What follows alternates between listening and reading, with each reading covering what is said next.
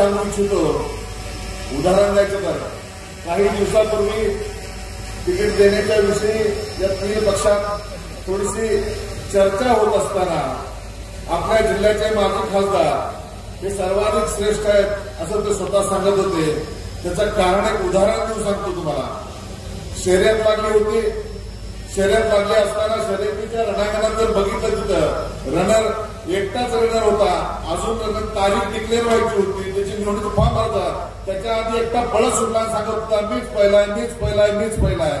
अशी अवस्था स्वतःची आहे. का आज माझा दावा आहे त्याला सर्व त्या रणांगणात आमचा उमेदवार आज आलेला आहे आणि आता रणांगणानंतर कोण पहिला येतो हे दाखवून देण्याची वेळ कार्यकर्त्यांची आहे. कोणी नसताना मी पहिला म्हणणं हे खूप सोपं असतं आणि त्या तो एक नंबरचा ठक माणूस आहे हे सांगायला सुद्धा मी कमी करण्याचं कारण सांगतो. त्यांच्यासोबत मी मागच्या कालखंडात 9 ते 14 आमदार म्हणून काम केलेलं आहे. काम करत असताना ही जी पद्धत आहे लोक पुढे असले की फोन उचलायचा कुठलाही अधिकारी असला त्याच्या आई माईपर्यंत शिव्या द्यायच्या आणि पुन्हा जर विचारलं त्याला अरे असं बोलावंच लागतं असं म्हणून सांगितलं. मी त्याला 6 महिने या विचारपीठावर त्याचा पीए खोचले आहे.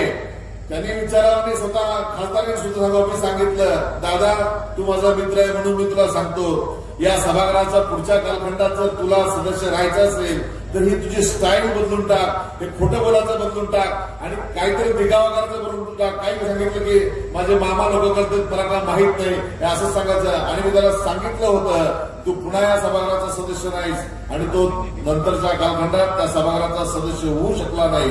आणि आज खात्रीने सांगतो तुम्हाला सर्व कार्यकर्त्यांच्या जीवावर या तालुक्याचा लोकप्रतिनिधी म्हणून बोलत असताना एक गोष्ट प्रामुख्याने सांगू इच्छितो.